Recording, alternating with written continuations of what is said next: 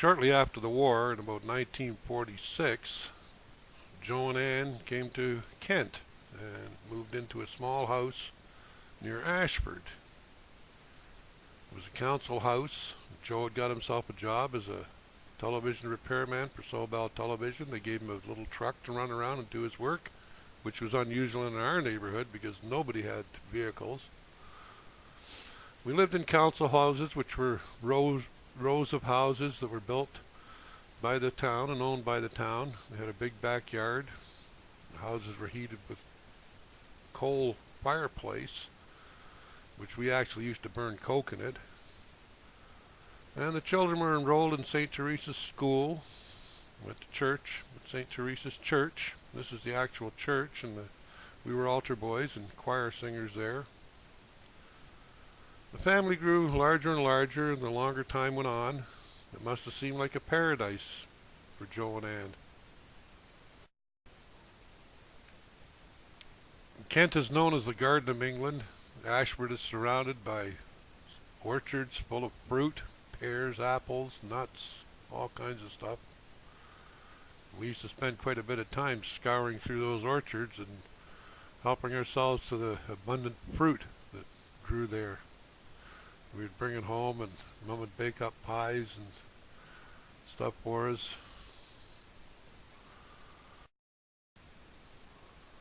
And Dad grew a big garden, cabbages, potatoes, all kinds of veggies for the house. Of course, the boys did all the work, turned it over by hand and tended to the garden, and traveled with Joe all through Kent, going on his service calls. We also got sent out into the fields with a pram, the old pram that we used to push around and collect manure from the fields to make fertilizer for the garden.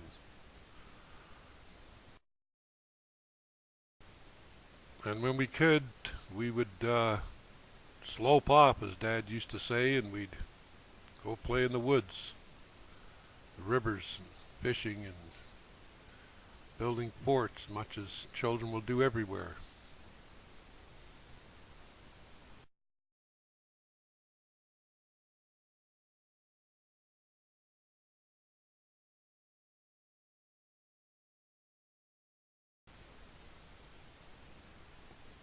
We traveled through many towns and saw many places, traveling with Joe, and Dover, and Canterbury, Folkestone, Margate. Spent a lot of time at the beaches. This is a shot of the Y Downs. There's a rolling hills just outside Ashford. The large crown cut into the chalk was visible from the town from just about everywhere. And Margaret can tell you that the kids one time took a hike up there, which was quite a hike, looking for a guy called Mr. Formagini that the priest had told them about. It was all not true, of course, but they went anyway. And this is a picture of the hop picking time in Kent. This is very reminiscent of what we used to do. Go to the hop fields with Mum, and all the kids would go and they'd pull down the vines and all gather around, children, kids, everybody, and pick the hops, which they used to make beer.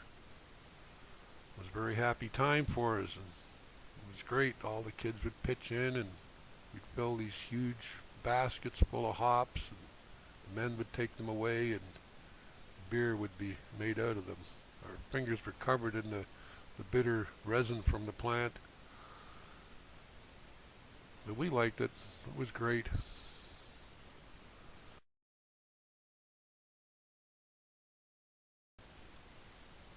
This is a wooded area near Ashford that we used to call the Broomfields.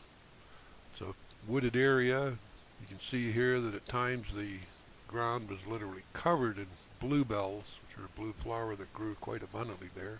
We'd pick them by the armload and bring them home to Mum, and she'd put them in a vase and put them on the table. Time went on and the children grew older and started into high school, which we went to the North Modern Secondary School in Ashford. It was a good school. It was pretty strict discipline, but it was a good education.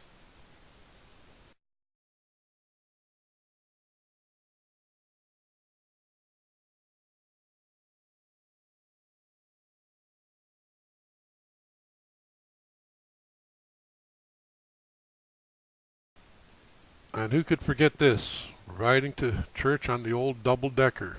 We used to wait every Sunday for the old number 2 bus to take us a few miles to church, and take a halfpenny for the fare and give it to the conductor, climb the stairs and sit up on the second level, which we always sat up there because we could smoke up there and the conductor never came. It was great fun.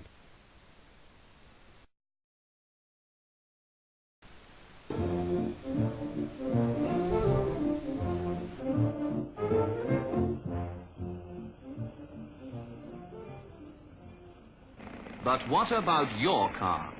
Does it mark your thoughtless progress across the screens of your neighbor's sets?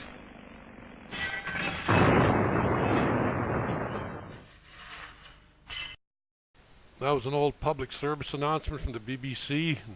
Joe always used to get a big kick out of that, being a television repairman. And who could forget the gypsies? We used to come to town every year, go through the fields, help with the harvest, sell stuff. We used to love seeing them coming to town. It was quite an event for us.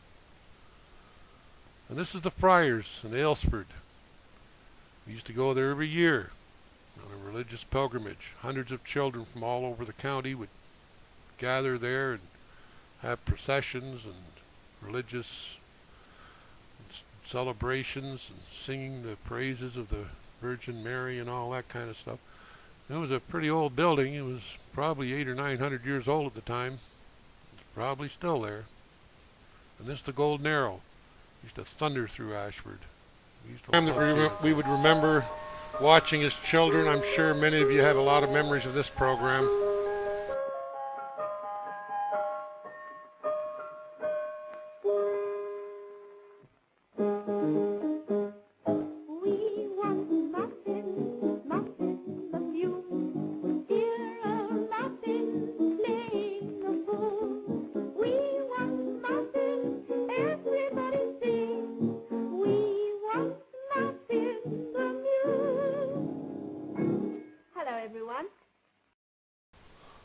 Now that was entertainment. Now this is also another common sight in the skies over Kent. Daily, just about, there was squadrons of airplanes that flew overhead. Lancasters, Spitfires.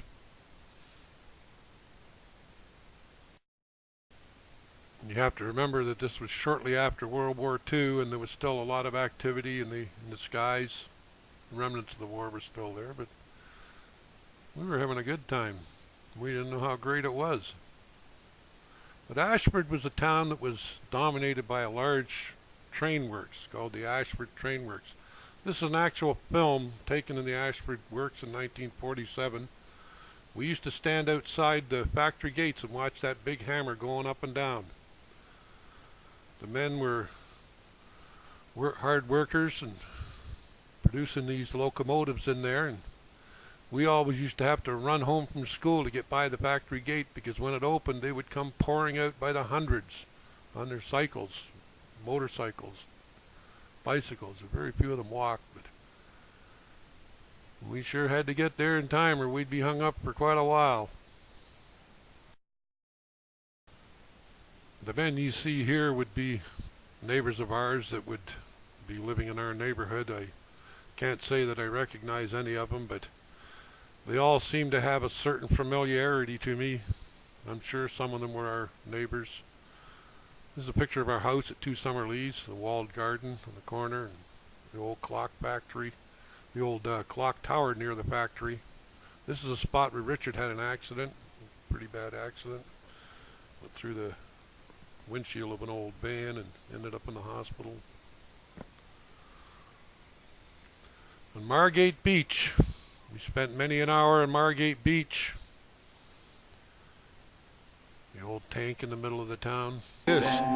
Bill and Ben, Bill and Ben, Bill and Ben, flower pot men, flower pot men, flower pot men, Bill and Ben, Bill and Ben, flower pot men.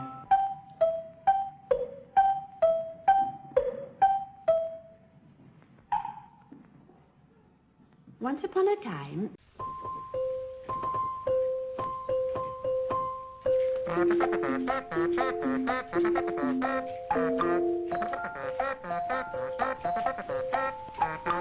couldn't resist putting this on. It's a program that the BBC broadcast during the children's hour, which only broadcasts for 1 hour a day. Far cry from the programming being presented today, but we thought it was marvelous.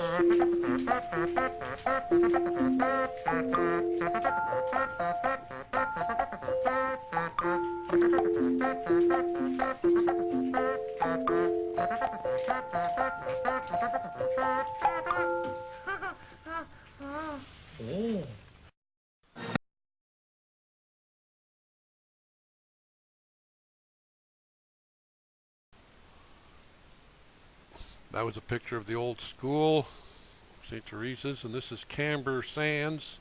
We used to get down there quite frequently and spend the day down there. We'd all crowd into the truck as the family was getting larger and larger. It was only a small truck, but we'd all cram in there. There'd always be a baby buggy in there, and we'd all get down there and have a great time. But Dad still wanted to go somewhere, and he ended up deciding to go to Canada after the American immigration decided not to approve his application to immigrate to the United States. So we went to Canada House in London and got ready.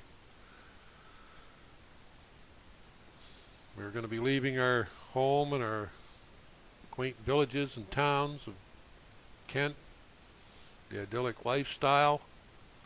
Joe always wanted something more. He always wanted to be something better. He didn't want to live in a council house and have a little job running around fixing televisions. He contemplated going to Ireland for a while, but I guess they talked him out of that, and they didn't want to go back there. Finally decided that they were going to go to Canada.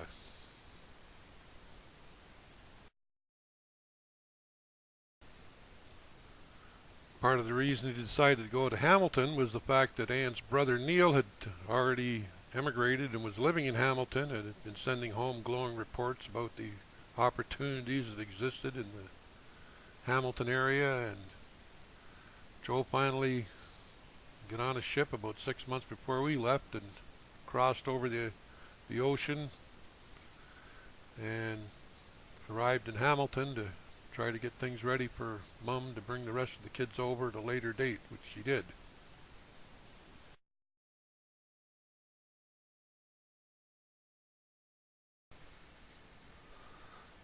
By the time the family left Kent, it had grown to 11 children. We drove the long journey to Liverpool, arrived at the dock early in the morning, and boarded a beautiful luxury liner called the Empress of Scotland, which was to take us to Canada. We were given luxury accommodations, our own separate cabins, and we set out across the sea.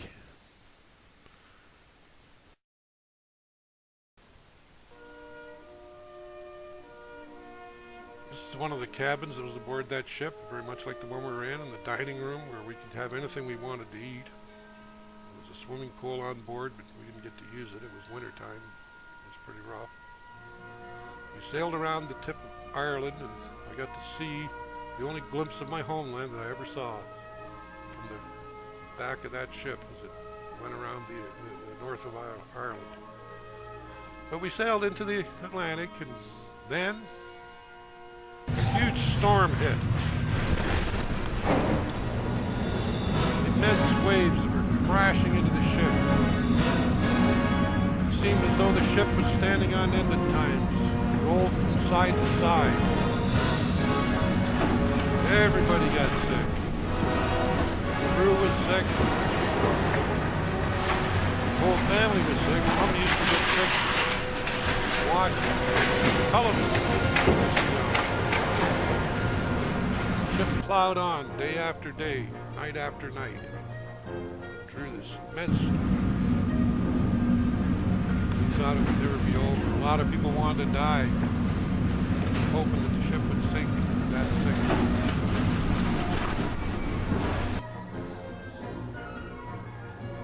But after a few days, it calmed down and we sailed into calmer waters. But it was cold. Never experienced such cold. 25 to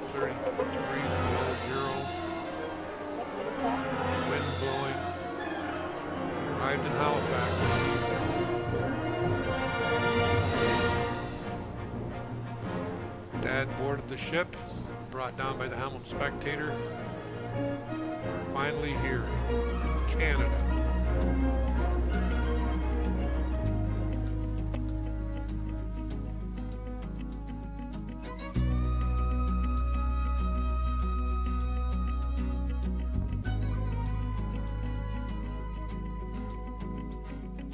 Then the fog was lifting as the ship came to shore. She leaned to the port side as they pressed to see more, with eyes full of hope, holding back tears, and eyes that told tales of a war. Oh, Canada, behind these dockyard walls, there's freedom to dream beyond the wire and the stars. Here on this day, a new life has begun as we first set foot on Pier 21.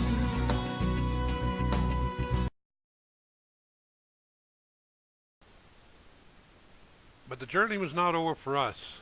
We disembarked into the freezing cold. Another media hullabaloo at the dock with